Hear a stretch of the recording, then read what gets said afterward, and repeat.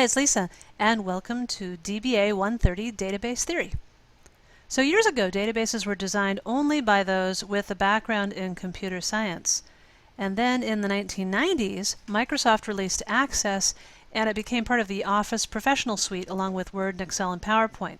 What happened at this point is users saw Access as part of the Office suite and thought, well, how hard could it be? It's probably just like PowerPoint. I just need to get in and fiddle around. And so this is what you had. Hi, something's wrong with my macro. Can you take a look at my database? And the question was always, is it really an application problem or an implementation problem, or is it a logical design problem? Similarly, let's say you were using Excel, but you didn't know the order of operations, and in Excel you entered 5 minus 3 times 2, and you were surprised that the answer was not 4. So the idea is, Excel is only as good sometimes as the math that you know. And we take that for granted. We know math pretty well when we hit Excel because we've had years of it in school. But what was interesting in the 1990s, in particular with, say, programs like Access, is that these programs were available to the end user, and the end user had no knowledge of the logical design stage. So here's another example. We know that the design of a house is detailed in a blueprint before it's built with, say, hammer and nails. Similarly, a database is designed in an entity relationship diagram before it's built with software.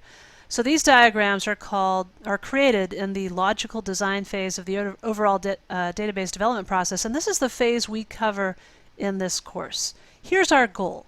So our end goal or our deliverable is this entity relationship diagram. So this seems simple, right? You think, oh, well, just let's grab Visio and pop it together. But what's difficult is to figure out the database rules, make sure your tables and your fields and your relationships conform to relational database rules, but also factor in the business relationships. So we study the rules. There are rules that are based on set algebra, and these rules of relational database theory were developed by Dr. Codd at IBM in the 1970s and others. And these rules include things like normalization. You might have heard of normalization. So we study the rules and we make sure we're very clear on that, just like we would study math, right? We'd make sure we're very clear on the order of operations. But then we also factor in that the rules can change. So we consider the business rules that are unique to an organization, for example, privacy or FERPA, for example.